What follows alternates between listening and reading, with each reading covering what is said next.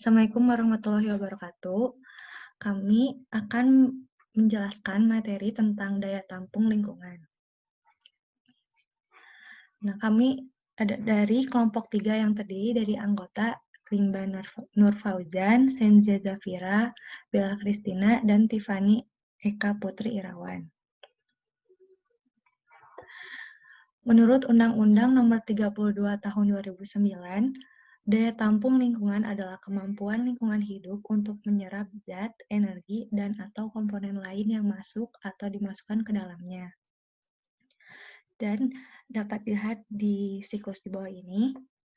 Nah, sumber daya alam itu adalah kapasitas penyediaan sumber daya alam yang merupakan daya dukung yang menjadi input kegiatan pembangunan yang menghasilkan kualitas hidup manusia. Dan hasil dari kegiatan pembangunan itu adalah limbah dan residu yang akan masuk ke dalam lingkungan. Nah, lingkungan tersebut adalah kapasitas tampung limbah atau assimilative capacity. Daya tampung sungai dihitung berdasarkan Keputusan Menteri Lingkungan Hidup Nomor 115 Tahun 2003 tentang pedoman penentuan status mutu air, yaitu dengan metode indeks pencemaran dan storage. Indeks pencemaran ini adalah metode yang digunakan untuk menentukan tingkat pencemaran relatif terhadap parameter kualitas air yang diizinkan. IPA ini ditentukan dari resultatif nilai maksimum dan nilai rata rasio konsentrasi per parameter terhadap nilai bakunya. Nah, berikut adalah contoh rumusnya dan evaluasi terhadap nilai PIJ-nya. Selanjutnya ada metode storage, yaitu penentuan status mutu air yang dilakukan dengan cara membandingkan data kualitas air dengan baku mutu yang telah ditetapkan sesuai dengan peruntukannya. Nah, dan hasil pengukuran tersebut akan diberi skor sesuai dengan tampil berikut ini.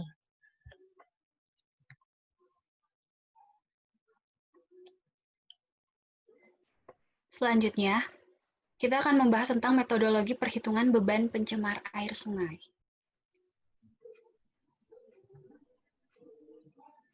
Hal pertama yang diperlukan adalah mencari data berupa konsentrasi dan debit. Berikut adalah pemilihan metode perhitungan potensi beban pencemar dari sektor industri. Perhitungan beban pencemar dari sumber tertentu dapat dilakukan dengan 3 cara. Yang pertama, konsentrasi dan debit, maka data tersebut dapat digunakan.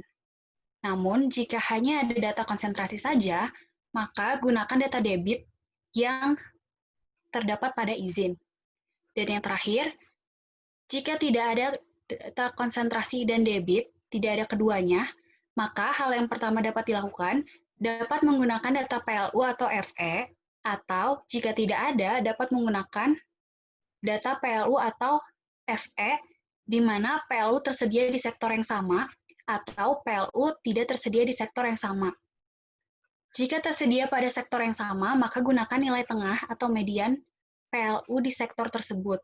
Namun, jika tidak tersedia, maka sebaliknya, tidak dilakukan perhitungan atau tambahkan faktor tertentu.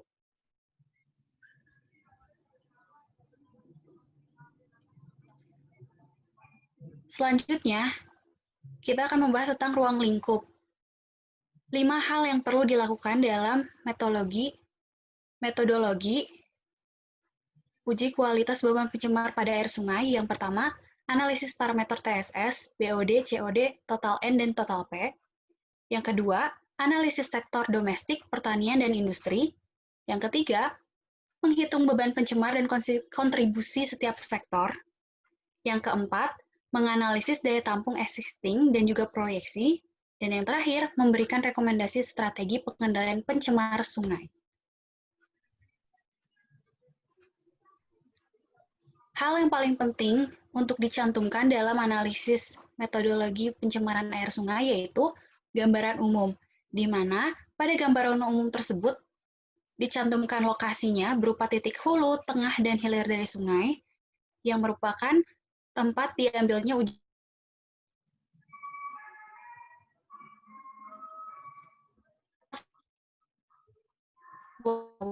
kebun dan juga luas industri.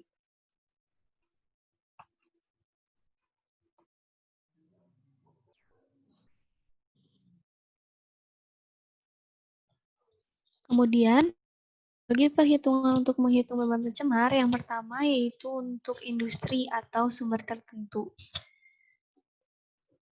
Di sini menghitung beban pencemar untuk suatu parameter pada limbah industri tersebut, yaitu dengan rumus konsentrasi jenis pencemar atau CI dikalikan dengan laju alir buangan air limbah atau V, kemudian dikali hours dibagi 1 juta. 1 juta di sini merupakan hasil konversi, jadi tidak semua harus dikonversi, dan biasanya digunakan dalam satuan kilogram per tahun. Kemudian untuk sumber air tertentu, yang pertama ada domestik rumah tangga. Nah, biasanya digunakan faktor emisi pada perhitungannya. Jadi, faktor emisi tersebut dikalikan dengan jumlah penduduk, dikalikan rasio ekivalen, dan dikalikan alfa. Rasio ekivalen di sini merupakan angka yang menunjukkan jenis daerah atau lokasi daerah tersebut. Jadi, semakin dekat dengan kota, nilainya akan semakin tinggi. Sedangkan alfa di sini merupakan jarak ke sungai. Di sini tertera ada 3 nilai alfa. Untuk nilai 1 alfa itu digunakan untuk lokasi yang berjarak antara 0 sampai 100 meter dari sungai. Kemudian 0,85 digunakan untuk yang lokasinya 100 sampai 500 meter dari sungai, dan yang terakhir 0,3 digunakan untuk daerah yang lokasinya berjarak lebih dari 500 meter dari sungai. Selanjutnya, perhitungan untuk peternakan, yaitu dengan cara jumlah ternak dikalikan faktor emisi dikalikan 20%. 20% di sini merupakan hasil studi dari beberapa penelitian bahwa sebanyak 20% dari limbah peternakan itu akan masuk ke sungai. Selanjutnya, untuk pertanian. Untuk perhitungannya tidak begitu jauh dengan perhitungan domestik rumah tangga dan peternakan. Tetapi pada perhitungan kali ini ada beberapa perhitungan untuk sawah, yaitu dengan mengalihkan faktor emisi dengan luas lahan dan dikalikan lagi dengan 10%. Selanjutnya, ada palawijaya dan perkebunan lain, yaitu dengan cara perkalian luas lahan dikali faktor emisi dikalikan 1%. Sedangkan PBTN itu dihasilkan dari PBTN per musim tanam dibagi jumlah hari musim tanam. Dan yang terakhir, PNPS dari hutan dan lahan terbangun, yaitu dengan cara mengalihkan luas lahan dengan faktor emisi. Selanjutnya, perhitungan untuk hotel dan rumah sakit. Pada perhitungan ini juga ada faktor emisinya. Jadi untuk perhitungan dengan mengalihkan jumlah per tempat tidur dikalikan faktor emisi. Kemudian untuk hotel didapat dari jumlah per kamar dikalikan dengan emisi. Selanjutnya, untuk perhitungan sampah ada 3 tahapan. Yang pertama, kita perlu mencari beban sampah keseluruhan, lalu beban sampah tidak tertangani. Setelah itu, dimasukkan ke dalam rumus sesuai parameter yang digunakan. Di sini parameter yang digunakan. Jadi cara mencarinya yaitu dengan cara berat sampah tidak tertangani dikalikan dengan 2,82 dibagi 1000. Dan terakhir yaitu total potensi beban pencemar air. Pada perhitungan kali ini bisa digabung antara semua parameter. Jadi untuk perhitungannya kita perlu menghitung per parameter dulu. Yang pertama kita perlu mengetahui luas dari lokasi, lalu di lokasi tersebut ada apa aja, ada industri, jumlah domestik rumah tangga, lalu pertanian. Dan setelah itu hasilnya dikumulatifkan dan menjadi beban pencemar air. Hal ini dilakukan untuk mengetahui apakah daya tampung sudah melampaui atau belum.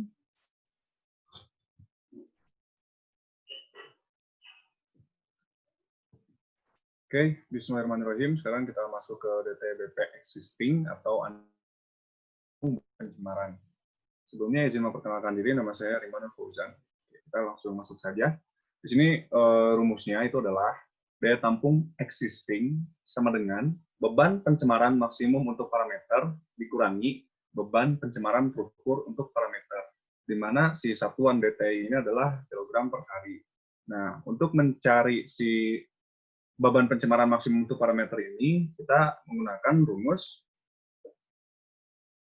untuk parameter dikali dengan debit sungai.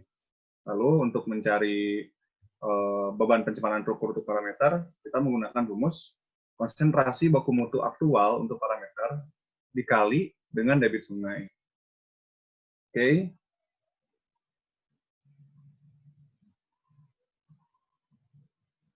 Lalu lanjut kita masuk ke PBP atau pemodelan potensi beban pencemaran. PBP ini ada 6 tahapan ya. Dan di tahap yang pertama itu adalah pemodelan usaha untuk menggambarkan proses yang terjadi di alam. Sesederhana mungkin gitu. Jadi dibuat untuk sederhana, secara sederhana.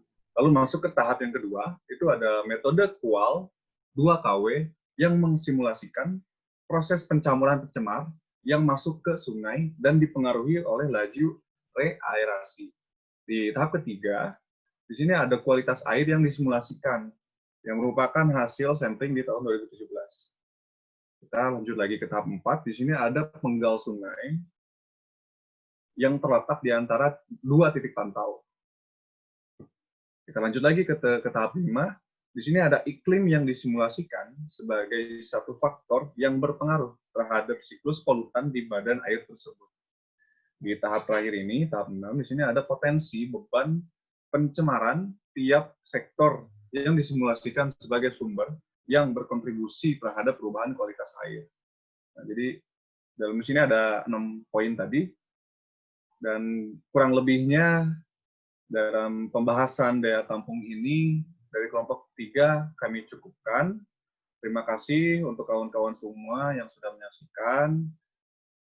Wassalamualaikum warahmatullahi wabarakatuh.